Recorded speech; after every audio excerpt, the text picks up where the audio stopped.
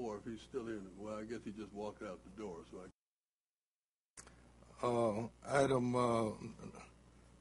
discussing item number 6, please. It's going to be a short one. Well, relatively short. Item number 6 is what I had asked to be put on the agenda. At the most recent council meeting, we had this item come up in another form. And this is the question about the update on the Eastover project and where we're at on it. Because, as I indicated at the last meeting that we had, I was unaware of any problems with Eastover. Immediately after the last meeting, I returned to my office and started an investigation into where we were and what, if anything, was tripping us up. I called the office of Mr. Goras, maybe Mr. Guras, who is actually the representative for the developers in this project. And because I was particularly interested in the claim that the contract or the work was being obstructed by an attempt to renegotiate it, and that in fact this had not, and that in fact there was some document waiting for me to sign. I talked to Lacey Peterson, who was actually the secretarial help for the Goras. She told me that she was in the process of typing up the document, which she described as the document which she thought that they wanted me to sign. As it turned out later, when we met with Mr. Goras and Mr. Duckworth and the other gentleman who was president, I can't think of his name right now, what it was, they were preparing a document to present to council, or they wanted us to present to council. I took some exception to the fact and pointed out to Mr. Duckworth that his representation at the lectern, as I saw it, was that his efforts to bring this before the council not to bring before the council, but to get me to sign something had been obstructed. And if the document that they were preparing hadn't even been typed yet for me to sign, it was somewhat difficult for it to be signed by me. I did discover that the TIF agreement, which was originally agreed upon by the prior administration, actually was signed by me in this administration, because I think we were spanning the 2 different administrations. So the TIF agreement has been signed. What I understand even more clearly now, and understood somewhat at the time of his representation, that what they were trying to do is get a Brownsville agreement signed by the city. And the Brownsville agreement is important because what it does, it allows the developer to get essentially $1.5 million from the government because they've cleaned up Brownsville. But in order to get that, the city has to have participated in the paying for this. And so what they told us at the lectern is that we were talking about a $150,000 contribution further in tax financing from the city. What I found out from Mr. Goras once we met is that we're talking about $245,000. So not only was it true that the document wasn't prepared to present to anybody that was supposed to have been being obstructed from coming here, but it's also true that they didn't even know the kind of money that they were asking us for at the time that they appeared here, right? Okay. Because Mr. Goras made it clear that actually the amount of money was $245,000. I also further inquired at our meeting together what was really the problem with, if any, in terms of the disagreement. And it really didn't seem to be a disagreement with Mr. Goras. It seemed to be a lack of communication between him and Mr. Duckworth and the people he was working with. There didn't seem to be a lack of disagreement. Essentially, this is a project which in January, at sometime early January, we were presented with the Brownsville papers and deal and asked to move on them and it eventually came to Mr. Latham's office. Mr. Latham essentially, about sometime in, I think he got papers that they were asking him to sign in January the 17th. Well, not asking him to sign, but papers he asked him to send on to me in January 17th. He met with the Mr. Gurass in about February the 6th, and at that particular time, he gave them the EBO document that we use as a city and asked them also to amend the Brownsfield document with a pledge that they would follow EBO requirements and that they would put these, and that they would also do jobs for Jacksonians. This is what I discovered in actually a conversation would happen.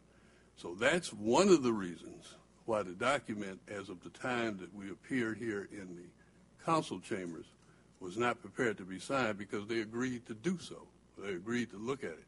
Or Mr. Gurass did. Now, whether he had consulted with Mr. Duckworth and them or not, I don't know. We have now agreed that they will put language into the Brownsfield agreement, which reflects the jobs for Jacksonians and the EBO requirements. You know, that was not, it would not have been in there if we had not asked about it, if the interim director had not asked about it.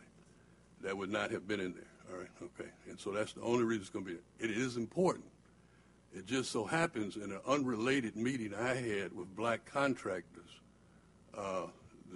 just a couple of days before that, they specifically mentioned the district project and stated that if that they were concerned that they're not going to be included at all in the development of the contract. Now, why they suspect that? Well, you know, they cited a couple of different examples of a couple of different projects where they felt they have been ignored. Whether or not that is accurate or not, I don't know, but it's a real concern. It wasn't imaginary. It wasn't something that came out of Harold Latham's head, all right? And so what he did was insist that, or not insist, but ask that they put it in. Apparently Mr. Grass was going along with it. When we met, we all agreed to it. Now, so that's the status of things right now. They're going to put that into the document. I don't know if we've gotten it back yet. Have we gotten it back? Okay, and then once we get it back, we will move appropriately to make the presentation. But it's not $150,000. It's $245,000 that we're talking about in tax increment financing. We also had other questions we would have liked to ask and that I wanted to ask, and I got answers. In other words, since we were doing the $245,000, as it turns out to be in terms of participation, and they were going to get $1.5 million at the end of the day, which incidentally, if you're really vetting a project, you have to ask the question about. Because when we were presented with the initial project and voted for a $7 million tax increment financing, there was no Brownsville on the table. There was no discussion about Brownsville on the table. And so the question would be, why do we need $1.5 million to finish the project now when there was no contemplation of it at the time? An intelligent interim economic director would ask those kinds of questions, right? And those, not just a yes man now that wants to please the mayor, and not just a yes man that does not want to cause any controversy, but somebody who wants to know in order to protect the city is going to ask those kinds of questions. And so I was happy that those questions were asked. In fact, flipping over just for a second to the Weston project, which the representatives are here today, we asked some additional questions about those. And as a benefit of that, because of the graciousness of the people who are involved in the Western development, we're going to get money back now because Mr. Duckworth agreed that it would happen in Mr. Jenkins. Mr. Simpson, I'm sorry. Man, I don't want to do that. Okay. But Mr. Simpson and Mr. Jenkins, right, okay. They agreed that because of the inquiry which came from the economic development, somebody who knows what these things involve, we're going to receive money that we would not have gotten had we not asked about it, right? And so I was, quite frankly, happy that we're able to resolve these things. We're moving toward a conclusion. There's a few other things that probably need to be discussed in a closed session, which have to do with HUD, but has nothing to do with Weston, but may have, the council may be concerned about. But in any event, and I also was disappointed, I'll be quite frank with you, is that as transparent as we've been in talking to people in advance about all these projects, about having people come in and sit down at meetings for projects, and having the council do that, and inviting the council. We intend to continue to do that. It was clear to me that many members of the council had discussed whatever was proposed to have been the problems with the Brownsville, or with the what do we call it, the Eastover project, and nobody had brought that to my attention before we sat in here. And then I had to sit up here and listen to people make statements about who should be in charge of departments, which I have the authority to appoint people to, right? Okay, at least until it comes before the council. So I don't know. I would ask that we think about that, and that we deal on this on the kind of level which is transparent from both directions, right? Because in other words, then we can answer these questions before we get to the point of creating an animus. So that's the record. Now, I'm talking to you what I know, because I called Lacey Peterson. She was typing the papers, and I know that the papers wasn't even typed as Mr. Duckworth sat up there and made his presentation. So it's been kind of hard to present papers that wasn't even typed. You know what I'm saying? I think. Okay. So those are things. In addition to that, I found out that I think some concern was expressed, I don't know if it was in here or somewhere else, about rezoning, which needed to take place for the Eastover project. Now, and I think it was to make sure, I think it had something to do with accessibility of windows. What do you call those? Drive-through windows. Well, the inquiry came out from that concern was undertaken in December by the Economic Development Department, and in a letter reflected from Carl Allen, it reflects that he talked to Mr. Latham about it, and they both agreed that the desired changes should be made. And I'm not quite sure about what the status of that is, but they referred it to somebody else in the Economic Development Department. I don't know if they're going to be made or whether they're working on it now, but I'll find out. And then finally, this whole thing about the pipe in the ground, as far as the Public Works Department is concerned, we have a drawing which shows the pipe in the ground. Okay, and it's on there. It's on the drafting from the company, from the developer, right? Okay.